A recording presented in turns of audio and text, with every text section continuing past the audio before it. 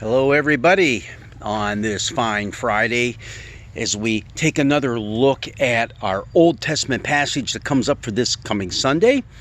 And we have lots of options. We already talked a little bit about it earlier in the week.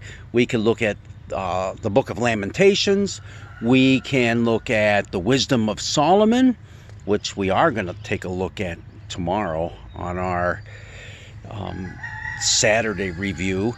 But also, we could look at this continuous reading that we've been having from Samuel, and now it'll be from 2 Samuel, the very beginning, first chapter. And let's just take a real quick look at that.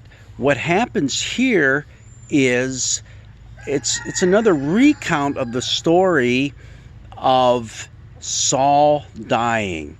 It's a little bit different than what we read earlier, and this is another example of how the editors that put together the books of Samuel, you see, 1st and 2nd Samuel were actually one book, but it was broken into two different scrolls. All right, that's why you have 1 Samuel and 2 Samuel. But they were collections of stories that were put together, and sometimes the different stories didn't always match up. And this is one of those instances where it doesn't. Because earlier we had seen Saul dying in battle, and when he saw that things were hopeless and that he was pretty much mortally wounded, he fell on his own sword. He committed suicide in order that he would not be taken prisoner or anything like that. All right? So we have that going on. But now in this story from 2 Samuel, it's a story of David's grief. Even though Saul had been out after him to kill him, and there was a lot of kind of bad stuff that went on all through the book of 1 Samuel leading into 2 Samuel.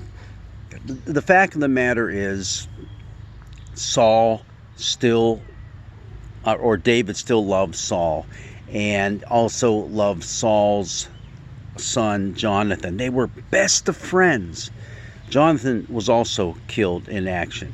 But what had happened here in the passage that we have for this Sunday is a soldier from the opposing forces, the Amalekites, comes up and tells David that he came upon Saul, who was mortally wounded, and Saul asked this young man, this Amalekite soldier, to kill him because he said, hey, I'm done, I'm finished, I don't want those Philistines coming and gloating over me, kill me now.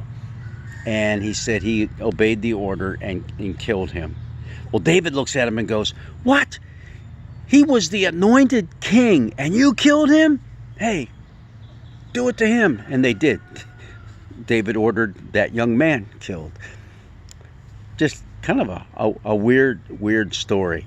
But it's all about David's love for Saul, in spite of the fact that Saul was out to kill him, and Saul was immensely jealous of David because he had seen that Yahweh's favor was on David and not on him, especially after David had killed Goliath, which was last week's story.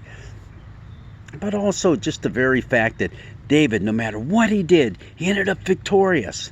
So that's why in all these intervening chapters now from 1 Samuel, David has been on the run. In fact, David and his little band of merry men, you might call it, it's kind of like a Robin Hood type story. He actually goes and starts fighting for the Philistines. But he was more of a mercenary. He just fought for whoever wanted him to fight, and he was always victorious.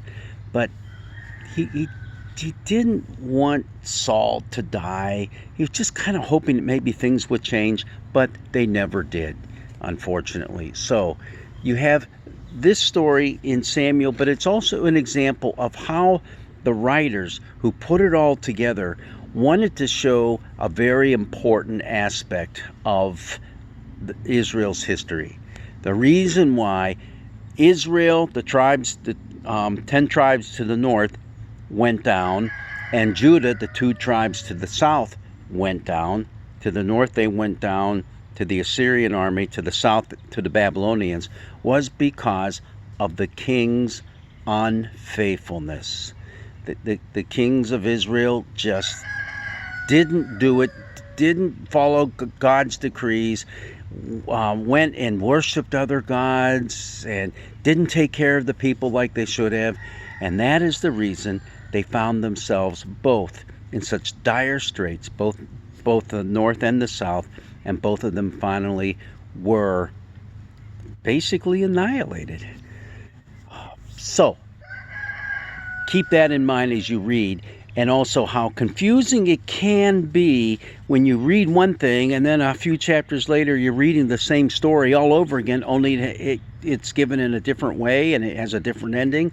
They're just different traditions written over many, many hundreds of years that were brought together by a group of editors who said, we need to keep these stories from our history and let's look at them at what they are trying to teach us. It's called a didactic history, meaning all the details may not line up, but the point is God is at work in our lives, and this is what happens when you don't listen to God. Well, God's blessings be with you, and enjoy your day this Friday, and we'll see you tomorrow.